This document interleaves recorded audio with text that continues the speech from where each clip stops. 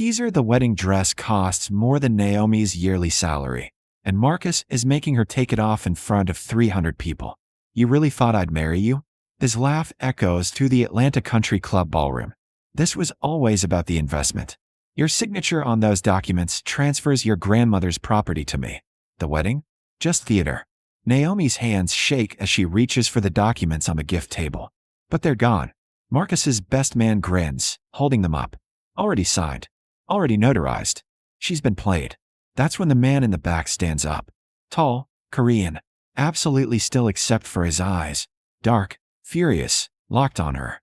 5 months earlier, Naomi's grandmother's house sits in Atlanta's Old Fourth Ward, a shotgun cottage worth millions now that the neighborhood's gentrified. Developers circle like sharks, but Naomi won't sell. This house raised her. These walls hold her grandmother's hymns, her lessons, her love. You're being stubborn, her father says over Sunday dinner. He left when Naomi was 12, came back last year with apologies and a new family. Marcus is offering fair market value. More than fair. Marcus Chun, her father's business partner. 42, divorced, always in expensive suits. He's been circling Naomi for months. Expensive dinners, theater tickets, flowers at her elementary school classroom. I'm not interested in Marcus or his money, Naomi says quietly. She teaches 3rd grade, lives simply, wants nothing from her father's world. He's interested in you. Her father's voice hardens. You could do worse. A schoolteacher with no prospects? Marcus is offering you a life. Naomi stands, collects her plate. I already have a life. Thanks for dinner. But Marcus doesn't give up. The courtship is relentless. Gifts, attention, public declarations. He shows up at her school, brings coffee, charms the other teachers. Naomi's co-workers call it romantic. She calls it suffocating. Then her father gets sick. Diabetes complications, hospital bills mounting. His insurance lapsed, some business mistake.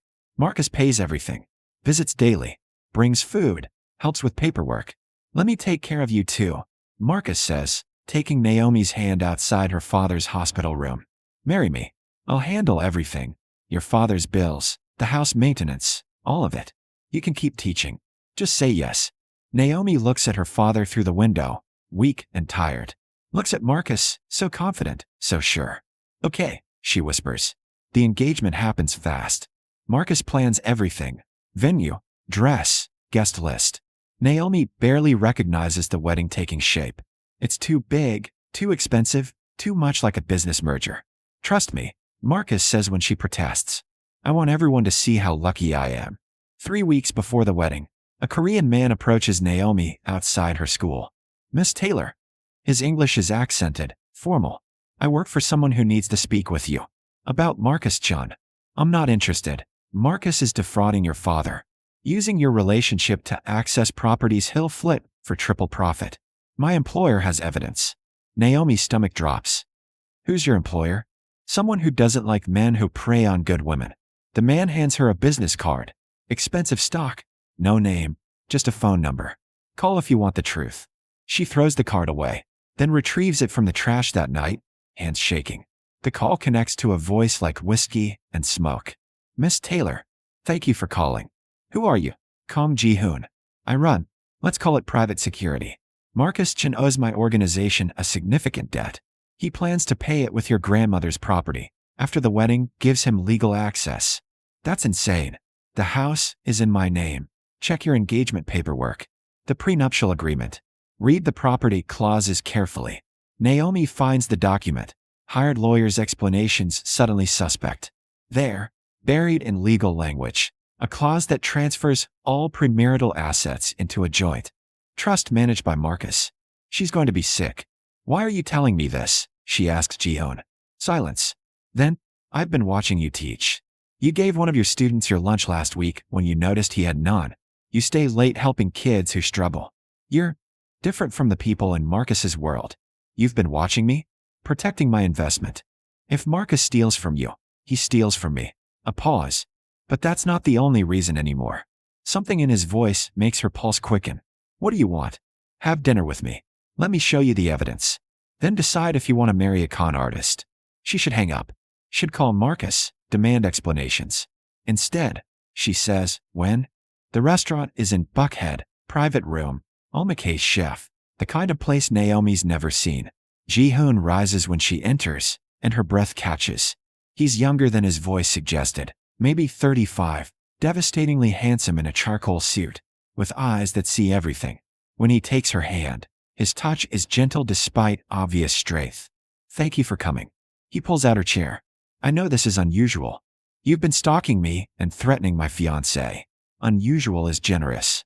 A smile cracks his serious expression. Fair. Let me be honest. Marcus owes my organization $8 million. He's gambling your property to cover his debt. These documents prove it. The folder contains everything: Marcus's debts, his financial schemes, communications with developers.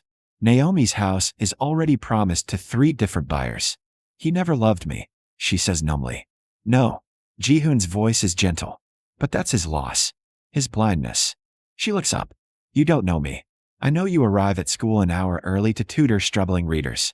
I know you buy classroom supplies with your own money. I know you visit your father every Sunday despite how he treated you. His eyes hold hers. I know you deserve infinitely better than Marcus Chun. And you're offering what? To be my knight in shining armor. I'm offering the truth. What you do with it is your choice. Naomi should leave. This man is dangerous, admitted criminal, stalker, part of something dark. But his eyes are honest. And he's the only person who's told her the truth in months. Why do you care? She whispers. Ji-hoon's hand covers hers on the table. Because I watched you give kindness to children who reminded me of myself. Because you're real in a world of pretenders. Because... He stops, jaw tight. Because I haven't stopped thinking about you since I saw you smile at that struggling student. Her heart hammers. This is crazy. Completely. But he doesn't let go of her hand. That night starts something neither of them planned. The affair, if it can be called that, is stolen moments and dangerous honesty. Ji-hoon picks Naomi up after school in unremarkable cars, takes her to quiet restaurants where they talk for hours. He tells her about growing up in Seoul, coming to Atlanta to expand his family's organization, the weight of running an empire built on fear and loyalty. I'm not a good man, he says one evening. I've done things that would horrify you. Try me. I've hurt people who threaten my business. I've made decisions that prioritize profit over mercy. I live in a world where weakness is death. Naomi studies him. But you're protecting me. What? Because you make me want to be better. His voice is raw. You make me remember what goodness looks like. She should be afraid. Instead, she's falling. But the wedding approaches. Marcus grows more controlling, planning every detail of Naomi's life after marriage, quitting teaching, moving to his mansion, hosting business dinners. I could stop him, Ji-hoon says one night. They're parked outside Naomi's house, neither wanting to say goodbye. One word, and Marcus disappears. His debts, his schemes, everything. And then what? I run away with a Korean crime boss. Naomi laughs shakily. That's not real life. What if it could be? He turns to face her fully. Cancel the wedding. Let me handle Marcus. I'll clear your father's debts, protect the house, give you space to decide what you want. And what do you want? You. The word is fierce, certain. I want to wake up to your voice. I want to watch you teach. I want to be worthy of the way you see the world. Naomi's eyes burn. You barely know me. I know enough. He cups her face. I know you're brave and kind and real. I know I'd tear this city apart for you. I know I'm completely undone by a woman who should run from me. I should, she whispers. But you won't. He kisses her then, soft, reverent, like she's precious. She kisses him back, falling into impossible, dangerous love. The plan forms over the next 2 weeks. Ji-hoon's lawyers will expose Marcus's fraud right before the wedding, giving Naomi legal grounds to cancel. Her father will learn the truth about his business partner. Naomi will be free. But Marcus is smarter than they anticipated. 3 days before the wedding, Naomi's father calls.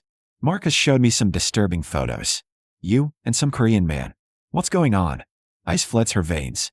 Dad, Marcus says this man is trying to sabotage your wedding, using you to get to Marcus's business. Her father's voice is hard.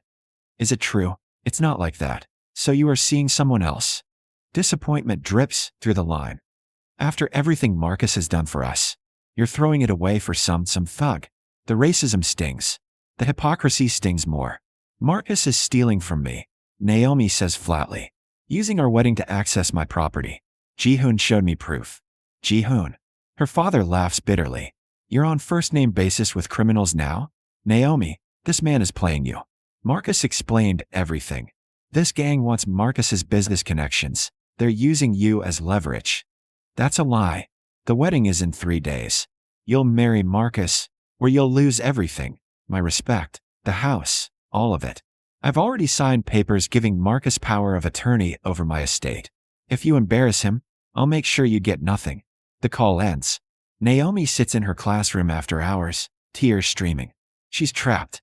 If she cancels, her father will side with Marcus, and between them, they can tie the property up in legal hell. If she goes through with it, she loses everything anyway. Her phone buzzes. Ji-hoon, where are you? I feel something's wrong. She calls him, explains everything through tears. I'm coming to get you, he says immediately. And then what? We run away? I lose my father, my home, my job. You keep your dignity. I'll handle the rest. You can't fix this with money or threats. Naomi's voice breaks. This is family, reputation, everything I've built. If I leave, Marcus at the altar, I'm the villain. The gold digger who used him, then ran to another man. You're the victim, in a story no one will believe. She wipes her eyes. A black schoolteacher versus a successful businessman? Who do you think people side with? Ji-hoon is quiet. Then, what do you want to do? I don't know. The honesty hurts. I need to think. I love you. The words are sudden, fierce. I know it's too soon. I know I have no right, but I love you. Whatever you decide, that doesn't change. Naomi closes her eyes. I love you too. That's what makes this impossible. The wedding day arrives too fast. Naomi stands in the bridal suite, white dress like a cage, makeup artists and bridesmaids fluttering around her. Her father appears, proud and oblivious. You look beautiful, he says. Marcus is a lucky man. She wants to scream. The ceremony begins. Naomi walks down the aisle on her father's arm, every step feeling like a betrayal of herself, of Ji-hoon, of everything she believes. Marcus waits at the altar, smiling like he's already won. The officiant begins. Dearly beloved. Naomi's eyes drift to the guests. 300 people, mostly Marcus's business associates. Her co-workers cluster in the back, uncomfortable in this opulence. And there, last row, barely visible, Ji-hoon. Their eyes meet. His expression is devastated, furious, helpless. He came anyway, to witness her choice, to be there if she needs him. The officiant reaches the vows. Marcus, do you take this woman? Wait. Marcus holds up a hand, smiles at the crowd. Before we continue, I have a confession. Naomi's stomach drops. This wedding is a celebration of love, yes, but also of partnership. Naomi's beautiful property in Old Fourth Ward, her grandmother's legacy, will now be part of our shared future. Together, we'll develop it into something the whole community can enjoy. Gasps ripple through the crowd. Naomi's co-workers exchange confused looks. I never agreed. Naomi starts. The prenup you signed gives me full development rights. Marcus's smile doesn't waver. I've already accepted offers from 3 developers. Demolition starts next month. The room spins. You can't. I can. It's legal. Your father agreed. Marcus turns to the crowd. Now, shall we finish this ceremony so I can start building our future? Naomi looks at her father. He won't meet her eyes. She looks at Ji-hoon. He's standing now, hands clenched, barely restrained. No, Naomi says. What? Marcus's smile falters. No, I don't take you as my husband. This wedding is over. The ballroom erupts in chaos. Marcus's face twists with rage. You can't back out now. We have a contract signed under false pretenses. Naomi's voice shakes but holds. You lied about everything. The prenup, the development plans, all of it. Your father agreed. My father doesn't own that property. I do. Naomi pulls off her veil. And I'm not signing anything. Marcus grabs her wrist. You think you can embarrass me like this? In front of everyone? I'll destroy you. I'll tie that house up in court for years. You'll lose everything. Let her go. Ji-hoon's voice cuts through the noise. He's walking down the aisle, and something about him makes the crowd part instinctively. Dangerous. Powerful. Absolutely focused on Naomi. Who the hell are you? Marcus snaps. The man whose debt you've been avoiding. Ji-hoon reaches them, and his presence is overwhelming. $8 million, Marcus. You thought you could pay me with stolen property. Marcus pales. I have a payment plan. You have nothing. Ji-hoon's smile is terrifying. Except about 30 seconds before my men escort you out of your own wedding. As if summoned, 3 men in dark suits appear at the ballroom exits. Naomi's father rushes forward. Now wait just a minute. You can't come in here making threats. I'm not threatening. Ji-hoon's eyes don't leave Marcus. I'm collecting. You have 2 choices. Pay what you owe, or I file a lawsuit that exposes every fraudulent deal you've made in the last 5 years, including the ones involving Mr. Taylor's business. Her father freezes. What? Marcus has been embezzling from your partnership for 18 months. I have documentation. Ji-hoon finally looks at Naomi's father. He targeted your daughter specifically to access properties he could liquidate to cover his gambling debts. You were both marks. The room holds its breath. Marcus makes a run for it. Gets 3 steps before Ji-hoon's men block his path. Take him to my car, Ji-hoon says quietly. We'll discuss repayment privately. As Marcus is escorted out, shouting, threatening lawsuits, the guests dissolve into frantic whispers. Naomi stands in her wedding dress, shaking with adrenaline and relief and fear. Ji-hoon turns to her. His expression softens. Are you all right? She laughs, slightly hysterical. You just crashed my wedding. You crashed it first. I just provided security. He holds out his hand. Come with me, please. Naomi looks at her father. He's pale, processing, realizing he almost sacrificed his daughter to a con artist. Naomi, he says hoarsely. I didn't know. You didn't want to know. She's exhausted. You wanted me to be grateful for scraps. To accept Marcus because you thought I couldn't do better. That's not. It is. She takes Ji-hoon's hand. I'm leaving. We'll talk later. Maybe. She walks out of the country club in her wedding dress, hand in hand with a Korean crime boss, leaving 300 stunned guests and a lifetime of people-pleasing behind.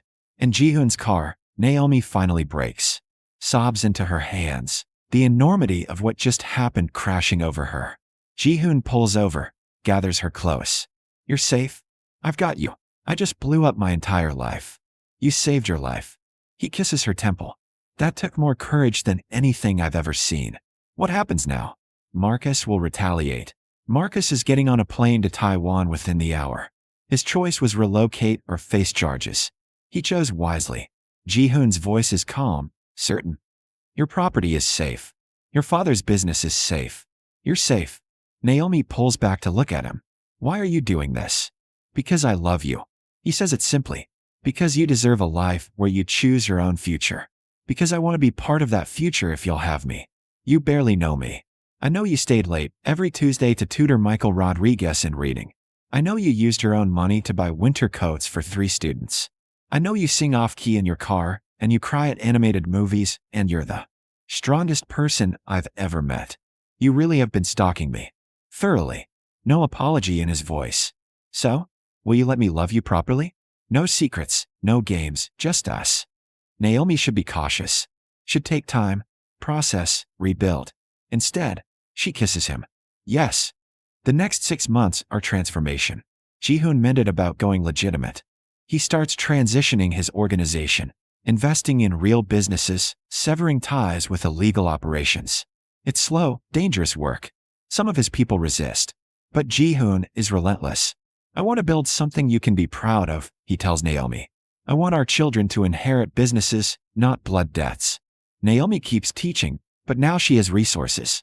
She starts a foundation providing school supplies to underserved communities. Ji-hoon funds it without hesitation. Her father tries to reconcile. Slowly, carefully, they rebuild trust.